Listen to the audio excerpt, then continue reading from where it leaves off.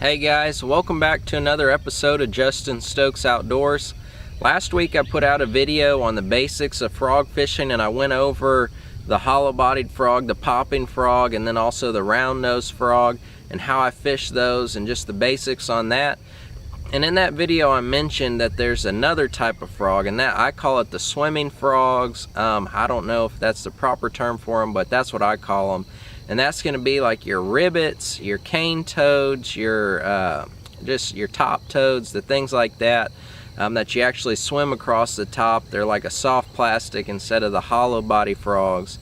And so today I wanted to cover that type of frog, the gear you're going to want to use, how to rig it up, and how to fish it. So let's jump right in. Alright, so as always, the first thing is going to be the gear. On this type of frog, because they're you're throwing them weightless, I like a medium heavy rod with a softer tip on it, just because it's easier to cast. When you get the heavy action rods, it's just a little bit harder to cast with accuracy, that lighter bait. So I like to go with a medium heavy action rod with a fast tip on it. I still go with the 65-pound braid just like I would with my other frogs. I just like the heavier line, and like I mentioned in the other video, the braid floats, so it's going to keep your frog up on top a lot better, and it's also cuts through the vegetation. When the fish bites your bait and swims back down in the grass or the brush, this braided line just pulls through that vegetation a lot better. So then I'm going to rig it up on just a regular 5/0 wide gap hook, and I'm going to show you guys how I rig it. So this here is going to be your Stanley Ribbit. This is my favorite of the swimming frogs. I just have a lot of confidence in it. I've caught a lot of fish on it. So what you're going to do is you're going to take your hook, you're going to punch it right down through the nose to the bend. You're going to come out through the belly. You're going to slide this all the way up till it locks in on your hook like so. And then this hook, the reason I like to go with the bigger 5/0 hook is because, as you can see, it fits in between the legs right there. So you don't have, it's not gonna push up through the bottom of your bait. These frogs are usually a little bit thicker, and they're also a little bit harder of a plastic than like a normal worm would be.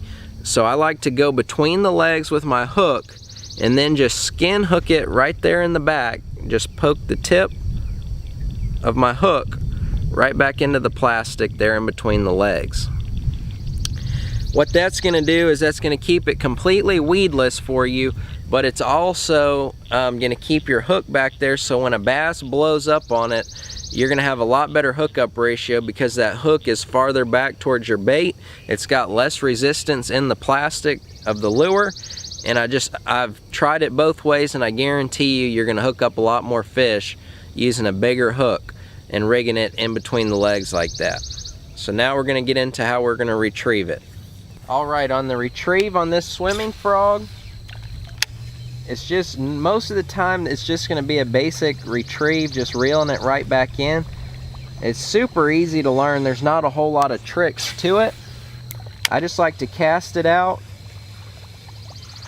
and just reel it back in. I'll change up the speed sometimes, you know, I'll try to get it going as slow as I can to just barely keep the bait up on the surface. And sometimes I'll just zip it back in pretty quick. And I just kind of variate the speed on it and just kind of see what the fish are wanting at that particular time. Alright, so as I mentioned earlier, there's not really a whole lot of different ways to retrieve these frogs. It's just pretty much swimming it back. You can kill it like on the edge of grass lines, or if you're fishing it through the grass and there's a hole in the grass, you can kill it in the middle of the hole, and that will draw a lot of reaction strikes from the fish that are maybe trailing it.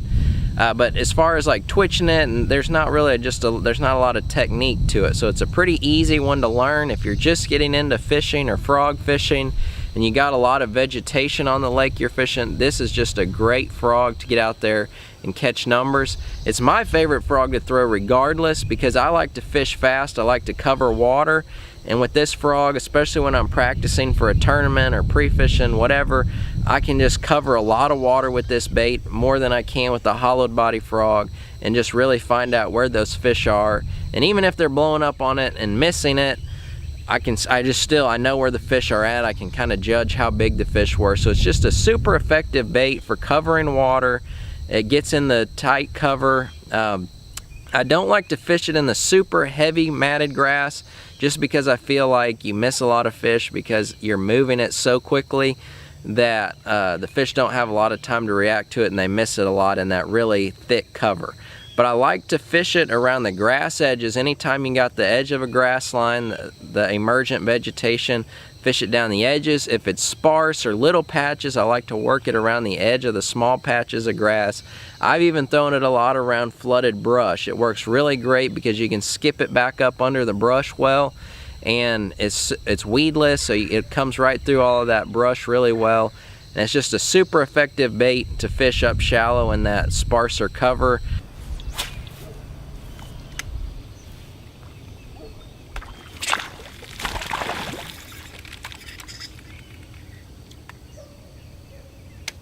Well, that was a little one, but as you can see, I just threw it right down the edge of that grass line, and that fish couldn't stand this frog swimming by it.